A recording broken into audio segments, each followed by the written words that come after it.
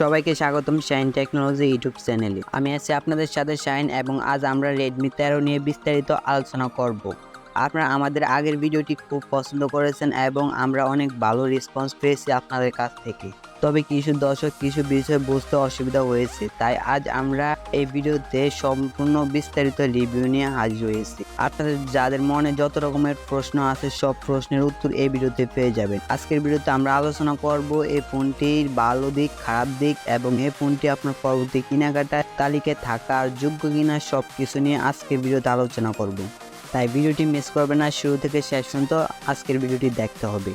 প্রথমে চলুন দেখি রেডমি 13 এর ডিজাইন ও বিল্ড কোয়ালিটি। রেডমি 13 একটি প্রিমিয়াম ফিনিশ এবং মেটালিক বডি নিয়ে আসে যা দেখতে এবং অনুভূতির চমৎকার। এর পিছনে গ্লাস ফিনিশ এবং কার্ভড ডিজাইন এটি হাতে ধরতে আরামদায়ক। এবার চলুন রেডমি 13 এর ডিসপ্লে নিয়ে কথা বলি। অ্যামোলেড ডিসপ্লে সহ আসে যা উজ্জ্বল এবং রং সমৃদ্ধ ছবি প্রদান করে। 120 হার্জ রিফ্রেশ রেটের কারণে স্ক্রিন এবং অ্যানিমেশন খুবই স্মুথ। HDR10+ সাপোর্ট থাকার কারণে ভিডিও কন্টেন্ট দেখা এটি একটি অসাধারণ অভিজ্ঞতা হতে পারে আপনার জন্য। এবার আসি এর পারফরমেন্সের দিকে। রেডমি 13 রয়েছে স্ন্যাপড্রাগন 780G প্রসেসর, যা একটি অত্যন্ত শক্তিশালী এবং কার্যক্ষম প্রসেসর। আপনি যে কোনো হাই এন্ড গেম খেলতে পারেন এবং একই সময়ে একাধিক অ্যাপ চালাতে পারবেন কোনো ল্যাগ ছাড়াই। এছাড়া এর 8GB র্যাম এবং 256GB স্টোরেজ আপনার সমস্ত ফাইল এবং অ্যাপ রাখার জন্য যথেষ্ট। ক্যামেরা পারফরমেন্স হলো রেডমি 13 একটি বড় সুবিধা। এই ফোনের পিছনে রয়েছে একটি 108 মেগাপিক্সেল প্রধান ক্যামেরা, যা দিয়ে আপনি ক্রিস্টাল ক্লিয়ার ছবি তুলতে পারবেন। এছাড়া 8 মেগাপিক্সেল আলট্রা ওয়াইড ক্যামেরা এবং 5 মেগাপিক্সেল মাইক্রো ক্যামেরা রয়েছে, যা দিয়ে আপনি বিভিন্ন অ্যাঙ্গেল থেকে ছবি তুলতে পারবেন। সেলফি তোলার জন্য রয়েছে 16 মেগাপিক্সেল ফ্রন্ট ক্যামেরা। এবার চলুন কথা বলি ব্যাটারি ও চার্জিং সম্পর্কে।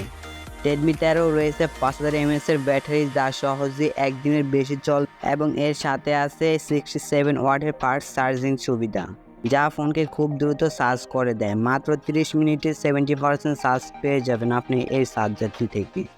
এখন আসি সফটওয়্যার ও ইউজার এক্সপিরিয়েন্সের দিকে। রেডমি 13 রয়েছে MIUI 12.5, যা অ্যান্ড্রয়েড 11 এর উপর ভিত্তি করে তৈরি। যদিও MIUI অনেক ফিচার নিয়ে আসে, তবে কিছু ব্যবহারকারীর কাছে এটি অতিরিক্ত জটিল মনে হতে পারে, তবে এটি নিয়মিত আপডেটের মাধ্যমে উন্নত করা হচ্ছে।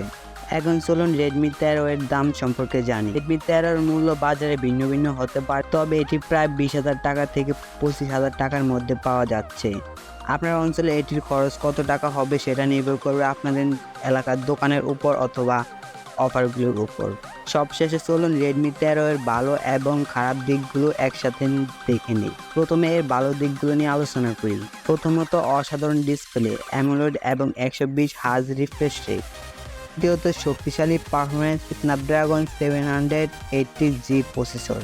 তৃতীয়ত উচ্চমানের ক্যামেরা, 108 মেগাপিক্সেল প্রধান ক্যামেরা। চতুর্থত দীর্ঘস্থায়ী ব্যাটারি, 5000 mAh এর ব্যাটারি, 67 ওয়াটের ফাস্ট চার্জিং সুবিধা রয়েছে।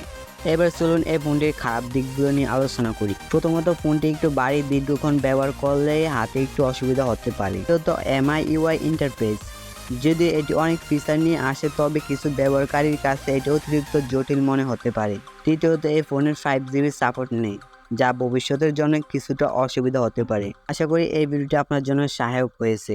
রেডমি 13 এর ভালো এবং খারাপ দিকগুলো নিয়ে আপনার কোনো প্রশ্ন থাকলে কমেন্টে জানাতে ভুলবেন না। লাইক, শেয়ার এবং সাবস্ক্রাইব করতে ভুলবেন না। দেখা হবে পরবর্তী ভিডিওতে। ধন্যবাদ।